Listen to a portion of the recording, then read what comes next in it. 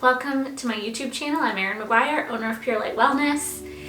Don't forget to hit the bell if you like this video and subscribe to my channel so you can always get the latest video. So today's video is going to be part of a 3-part series, so there'll be 3 different videos on unworthiness. Today's video is about where it comes from and what are the common ways it shows up in our life.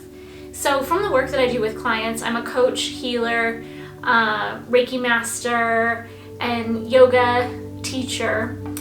From the clients that I see, pretty much 100% of them struggles on some level. We may call it different things, but struggles with a feeling of being unworthy or not good enough. And when I've really boiled down unworthiness, it's looking at things with value. So when we see things that are of high value, we treat those things differently than things we see that are more low value. And so it's really a matter of learning how to see yourself in a more valuable light. Now, where does unworthiness or the feeling of not being good enough come from? In my opinion, it probably started as a program in childhood. So if you had parents that had any kind of addictive problems, any maybe emotional unavailability, if you had abandonment issues as a child, various different things cause us as children to take on a story that we're not good enough. And it's really important to acknowledge the fact that you took that story on. You decided that to be true for yourself. Most of the time, it's not our parents or our primary caregivers that are telling us we're unworthy, we're not good enough, but rather it's their actions and the way that they treat us or speak to us that causes us to create a story that we're not good enough and that we're unworthy. But we're the ones that wrote that story, and I know that's true in my case. My mom never said, you're not good enough, you're unworthy, but the alcoholism that was kind of plaguing her life caused her to act out in a certain way to me that made me create that story for myself. So once we own up to the fact that I created this story, it doesn't mean what our parents did was okay. It just means we want to take responsibility that I created that story, and I have the responsibility now to create a new story. So I want you to just really think about that for a second, and where in your life can you see that came from? That belief in not being good enough, in not being worthy. And just pause the video if you need to and just write something down, like where did that early story come from? Who created that for me? And was it their behavior? Did they actually tell me that? Or was this a story that I took on myself? So go ahead and do that now. So as adults, when we have that underlying story that I'm not good enough, I'm not worthy enough, it's going to show up in a lot of different ways, and it definitely affects our relationships. We can tend to attract toxic relationships, whether it be intimate relationships with partners or friends, co-workers, bosses. It's going to be different people that are going to mimic that early childhood relationship we had with that primary caregiver. So we're going to see a repeated pattern of whether it be abuse or that person in some way with their actions telling us that we're not good enough. Because this is a primary belief pattern now in the subconscious mind. So we're unconscious of it. It's not like we're walking around thinking I'm not good enough, but it's in that background, and it's showing up for us in our external environment through the different people we interact. So it's a deep-rooted pattern that has a lot of different experiences that go along with it that are going to keep emphasizing that to you until you change it, until you become aware of it and then change it. And so I just wanted to break down some different ways that it shows up in our life so you can see the different areas in your life that it may be impacting. So the first thing that I see, and these might not all refer to you, find some similarities in what I share.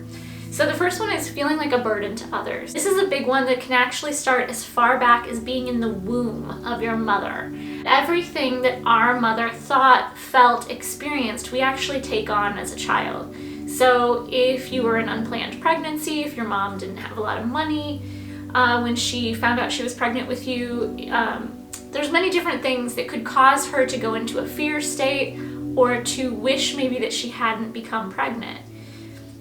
If she felt this on a continual basis, we can actually take on a belief even in the womb that we're a burden to other people. And then that can show up in our life in many different ways, you know, constantly saying you're sorry, not wanting to impose on people. I know for myself, it has shown up like if I need something from somebody else or I'm going somewhere, I'm always like, is it okay? Are you sure? You know, there's a lot of this like uncertainty around like, I don't want to take up space in the world. I don't want to bother you. These are feelings of unworthiness that start. The second one is being unable to receive gifts, compliments. We downplay the compliments, right? So saying, oh, this old, you know, somebody compliments your shirt and you say this old thing, or, oh yeah, I've had this forever, or whatever thing you say to kind of downplay it. Or sometimes we'll do these activities in class that I teach where people pair up and they have to compliment each other, and the woman will get so uncomfortable that she'll actually just be like, thank you, before the person's even finished. So when we're doing that, we're kind of like pushing off the goodness that the universe so wants to give us. So I want you to think about how that plays out in your life. Also dinner or lunch, you know, without feeling guilty and like you owe that person. You know, so somebody pays for your lunch and you're like, oh, I'll get you next time. Instead of just receiving the gift and then giving freely when you feel like you want to give, not because that person just gave to you. That's a big one. Feeling like you're a bad person, like you're doing it wrong, that you are wrong. Fear of messing things up. That usually comes from some sort of physical abuse or mental abuse or emotional abuse as a child, that when you messed things up, there was a punishment. So there's a fear as an adult of doing it. And that's all unworthiness. Here's a big one, overdoing things. So being that people pleaser, having to help everybody, being the fixer in life. So having to fix everybody else's problems. This is also a little bit of stepping into codependency as well. Feeling like you have to do it all for everybody because inherently you're not worthy. And so you're trying to prove to everybody else, see all these things I've just done, look at how good I am, see, can't you love me? There's a bit of that underneath the people pleasing, underneath the overdoing. There's a desire to get love because you don't believe inherently that you're worthy and deserving of it. Just naturally, just for being alive. So that's a big one to work on. If that's you, I want you to hear what I'm saying here. Recognize the pattern. This is step one. This is why this is a 3-part series. Step one is recognize the pattern. Which one of these stands out the most to you? And then become hyper aware of it when you're doing it. The more you focus on it, just for a short amount of time, we don't have to focus on the negative forever, but the more you focus on it, it's going to be made louder and louder for you. This is also martyrdom, by the way. So being a martyr is expecting people to have sympathy for you, kind of expecting them to watch what you're doing and to praise you for it. Right? So again, we're doing things with an agenda. We're not doing things out of the kindness of our heart. There's an agenda. We're trying to get something from the other person, be it love, praise, tell me I'm good enough. And I know I can relate to this one in a big way in my past. It's extremely exhausting and a really devastating way to live your life. So it's one that we want to change. The next one is perfectionism. This is also a big one I've had to work through as well. So just wanting to do it right and perfect all the time, again, in order to get love. So there's a lot of different ways that unworthiness can show up. One of the ways is sometimes we can end up being an overachiever, and that's where that perfectionism comes in. We overachieve in order to receive the love, and that's kind of like the one above it where we're overdoing things. We're overachieving in order to get the praise, to get the love, and then having to do it perfect.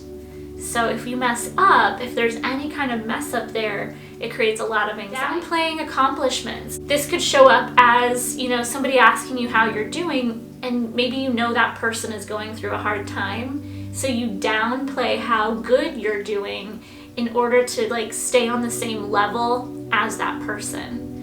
And on the one hand, this seems like a good thing to do, but on the other hand, it's very debilitating to yourself. Because if you felt inherently worthy and deserving of all the good and happiness that you may be experiencing right now, it would be okay, it would be safe for you to share that. If you're trying to please that other person, again, going back to people pleasing, and you want to be able to stay on their level, then we're going to downplay that. So there's often this fear of rejection that's going to come in when we talk about how good we're doing, because that other person might reject us. The next one is a big one too, seeking more knowledge. So whether you're getting more certifications, more college degrees, more workshops, more books to read. I used to be this way. I had so many books on my shelf, and most of them I hadn't even read. It was just I was collecting information.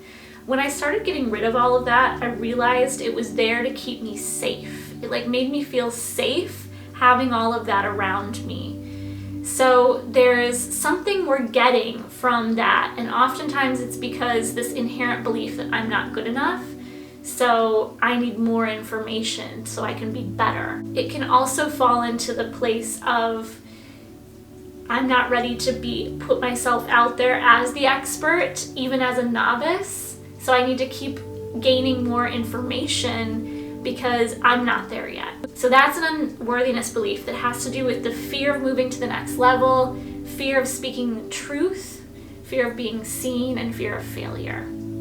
So those are some deep inherent fears behind that. So there's two ways to look at that one. There's a seeking knowledge from a place of curiosity and wanting to learn, and that's okay. There's nothing wrong with that.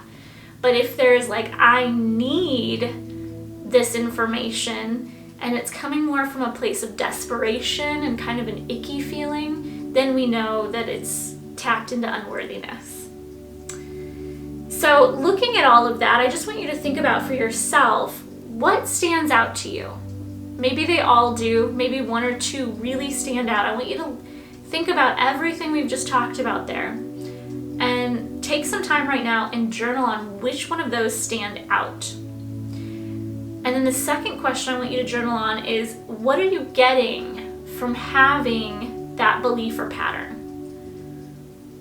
So really think about what you're getting. I gave several examples in this video so far on what you might be getting. So for today's video, that's all I want you to focus on, is looking at the pattern that really stands out to you the most, and then to think about what you're getting from it.